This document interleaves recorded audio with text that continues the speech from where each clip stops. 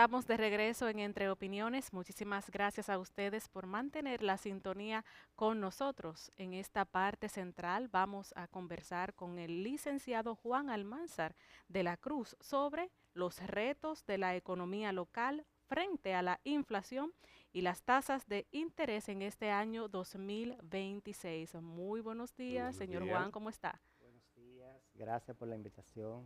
Gracias a usted por aceptar y venir tan tempranito para compartir con nosotros estos temas de interés para las personas que nos están sintonizando en estos momentos. Nos gustaría iniciar la conversación conociendo de parte de usted el panorama económico de la República Dominicana. ¿Cómo lo visualiza? En primer lugar, bajo un entorno internacional complicado, con una guerra de Ucrania y de Rusia que no se detiene, lleva ya más de 3 años, con amenazas de conflictos entre Estados Unidos, Israel y Irán, que de darse complicarían mucho más el entorno internacional y eso traería situaciones más difíciles para la economía de los países tercermundistas como nuestro, que somos receptores de inversión extranjera, de remesas de los dominicanos ausentes, que no somos productores de productos terminados, sino más bien exportadores de materias primas. Ese entorno internacional de desarrollarse nos traería complicaciones, no solo a la República Dominicana, sino al resto del mundo. Pero entrando en materia, en nuestro país, el reto del gobierno y de las autoridades es mantener la estabilidad macroeconómica, teniendo control de la inflación a los niveles de rango meta para este año 2026 de un 4% más menos, reduciendo las tasas de interés que en el año 2025 fueron bastante altas y que eso provocó una contracción del sector económico más dinámico de nuestro país, que es la construcción, que en el 2024 tuvo un crecimiento del 24% y en el 2025 tuvo un decrecimiento de menos 2%. Wow. Y a propósito de la situación que usted pinta, ¿cuáles son los principales retos entonces que tiene el gobierno? ¿Cuáles son las medidas que debe implementar desde su punto de vista para poder mejorar esa situación que usted ha descrito, sobre todo en sectores clave como el sector construcción o en el sector financiero, que es otro pilar de la economía nuestra, o el sector agropecuario, que es el que le da sustentación, vamos a decir, a una economía alimentaria de mayor sostenibilidad? Manteniendo el enfoque anterior, el reto del gobierno es mantener la economía controlada, mantener la estabilidad macroeconómica, impulsar en el sector construcción una reducción de las tasas de interés para que ese sector pueda dinamizarse. Me decía un ingeniero amigo que el año pasado las ventas de viviendas en el sector económico tuvieron un decrecimiento bastante alto porque las tasas de interés no eran asequibles para el sector que él construía. Entonces, desde ese punto de vista, el gobierno, a través del Banco Central, de la Junta Monetaria, deben de mejorar, reducir las tasas de interés en el sector hipotecario para que todos los proyectos habitacionales que están ya terminados puedan ser finalmente entregados a sus adquirientes. En el sector agropecuario, con el cambio de ministro, que ahora tenemos al señor Oliverio Espaillat, que es uno de los productores más importantes del sector arrocero, pero un productor que cree en la tecnología. Oliverio Espaillat en sus fincas tiene el costo de producción más bajo y la productividad más alta, porque ha implementado la mecanización desde la siembra hasta el corte. Y la visión de la administración de Oliverio Espaillat es mecanizar el campo para reducir mano de obras. En sentido general, el gobierno debe mantener el equilibrio macroeconómico, pero también debe de tratar de dinamizar un poquito para que los créditos puedan llegar tanto al campo como a los sectores productivos que fueron impactados por la reducción de circulante del año pasado. Juan, y ante esto, ¿cuáles recomendaciones se le podría dar a usted, sobre todo a aquellas personas que emprenden concerniente a este tema de las tasas de interés y su aumento?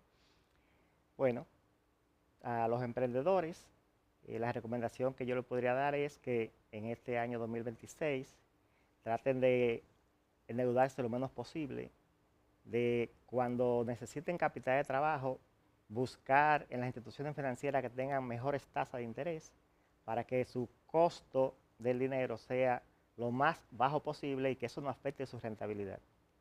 ¿Y cómo afecta toda esta situación de los niveles de inflación, de la tasa de interés y situaciones, por ejemplo, como esta, del decrecimiento de sector tan importante como la construcción, donde cada quien quisiera tener una vivienda? ¿Cómo esto afecta a la familia dominicana? Sabe que la economía es una dinámica, que el movimiento de las tasas de interés afecta otros sectores de la economía. Si tenemos tasas de interés altas, se produce un fenómeno que es una reducción en la producción y en la productividad, que a su vez produce otro fenómeno que es la disminución de empleo. Si la economía está dinámica, que hay un equilibrio entre la inflación, el costo del dinero, la facilidad de créditos a los sectores productivos, eso genera empleo. Si genera empleo, entonces hay crecimiento, porque para haber crecimiento se necesita que la economía genere empleo. Si no genera empleo, no hay crecimiento. Por ejemplo, en el año 2024, la inflación, a pesar de que fue un 5%, el país creció en 4.5%, pero eso generó 165.000 empleos. En el 2025, la inflación fue de 4.9%, estuvieron dentro del rango meta. El crecimiento fue de 2.1%. La generación de empleo fue 120.000 empleos. Entonces, con los números se ve que incremento de inflación reduce el crecimiento y a la vez reduce la generación de empleo. ¿Y cuáles han sido esos factores que se han visto con mayor fuerza en el comportamiento de la inflación en estos últimos años? Ya usted coloca como ejemplo en el año 2024, pero si nos vamos un poquito más para atrás, en los últimos 6 años, ¿cuáles han sido esos factores? Como ustedes saben, en los últimos 6 años el país ha venido por diferentes situaciones, desde la pandemia, que produjo el cierre del país, donde prácticamente el gobierno prácticamente comenzó en los segundos 2 años del periodo, Sí. porque los primeros 2 años fue para combatir la pandemia. La pandemia provocó un incremento de los commodities a nivel internacional y de las materias primas. Si las materias primas suben, el costo de producción sube, porque es una dinámica. Un fenómeno provoca otro fenómeno. Entonces, en los últimos 2 años, como lo decía anteriormente, vino el tema de la guerra Ucrania-Rusia. En el sector agropecuario, la materia prima para la producción es la urea, para la producción de abonos, de fertilizantes. Si subió a nivel internacional, si hubo un bloqueo a nivel internacional, no había la cantidad de urea que necesitaban los productores mundiales, entonces sube el costo de producción. Estos son fenómenos que se dan externos a la economía local. interno, los problemas internos, bueno, eso provoca desabastecimiento. Gracias a Dios, la economía dominicana en esos 6 años no ha producido desabastecimiento, ha habido incrementos de precios, pero es producto del entorno internacional.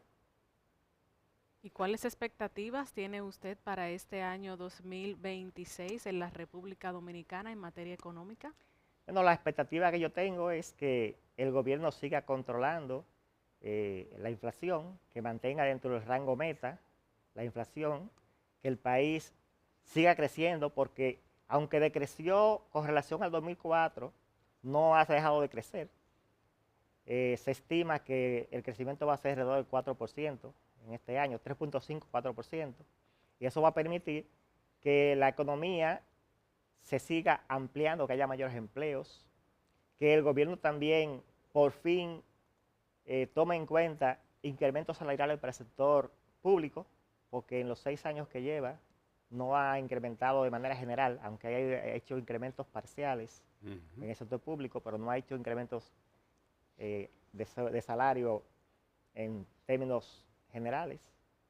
Se ha visto que el sector privado sí ha sido beneficiado de varios incrementos, sector por sector, y eso ha permitido que, aunque haya habido inflación, la inflación ha sido controlada en el sentido de que el bolsillo del trabajador no lo ha sentido tanto porque ha recibido incrementos salariales, lo que no ha pasado con el sector público. Entonces, lo que yo deseo es que en este momento las autoridades tomen en consideración a los empleados públicos, que tomen en consideración la reducción de las tasas de interés para que se dinamice el sector de las construcciones y que en sentido general el país siga avanzando, porque vamos por buen camino. ¿Y cómo ha afectado toda esta situación, por ejemplo, de Venezuela, a lo que es tanto a nuestro país como al Caribe en sentido general? Porque era Venezuela uno de los suplidores principales de muchos de los países del Caribe en términos de combustible. ¿Cómo esto está afectando? Y además las medidas adoptadas por el presidente de los Estados Unidos, Donald Trump, de ponerle impuestos o gravámenes a las exportaciones nuestras y así a otros países. Esa es otra situación que se ha presentado en el entorno internacional. Venezuela, que sabemos que es un productor, el mayor productor de petróleo Y con mayor y con mayores reservas mundial. mundiales, en los últimos años su producción ha estado por debajo del millón de barriles diarios. En este momento, el año pasado logró incrementar a 1.8 el millón de barriles diarios y por eso su economía creció de 6.5 a 8.5. Pero con las medidas que ha tomado el presidente Donald Trump, donde para todos es sabido que tenía Venezuela un gobierno, se pudiera decir, ilegítimo, porque surge de unas elecciones donde la oposición, según las actas que tienen los países, ganó las elecciones, pero no, el gobierno decidió no reconocer el triunfo de Edmundo González. Eso provocó una situación internacional compleja porque vivimos en un país democrático. Nuestro país inmediatamente pasó a la situación de las elecciones en Venezuela, dijo que no reconocía las autoridades actuales porque estábamos en unas elecciones que no dieron resultados. Los organismos electorales de Venezuela finalmente no dieron un ganador. Entonces, ese entorno del petróleo, considerando también la situación de que en los países del Medio Oriente, con el conflicto que tenemos a la puerta, eso provocaría mayores dificultades a los países no productores de petróleo.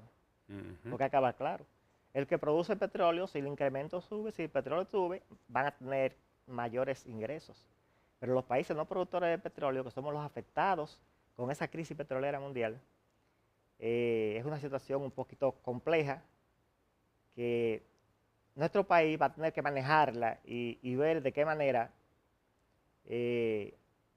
logra algún tipo de políticas internas, reducción de consumo, tratar que si esa situación internacional se complica, que nos emboquemos a desarrollar más lo que es la energía alternativa, energía solar, energía eólica, que de hecho hay varios proyectos interesantes que entrarán en este año para la energía alternativa.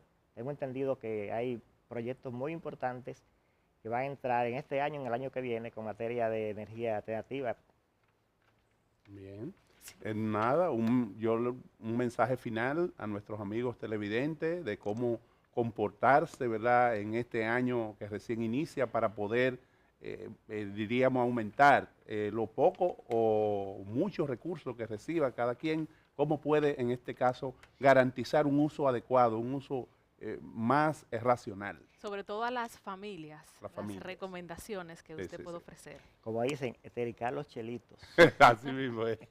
Bueno, en un entorno internacional complicado, lo fundamental es que los ingresos que tenga la familia sean bien invertidos, que no se hagan gastos superfluos, que si tienen que hacer algún tipo de inversión, verifiquen bien la inversión que van a hacer, que sean inversiones reproductivas, que entiendan que economía, los recursos son escasos y que hay que saberlo administrar, que si a usted le entra hoy un dinerito adicional, no se vuelva loco, no lo gaste en productos que usted no necesita, porque en la casa tiene.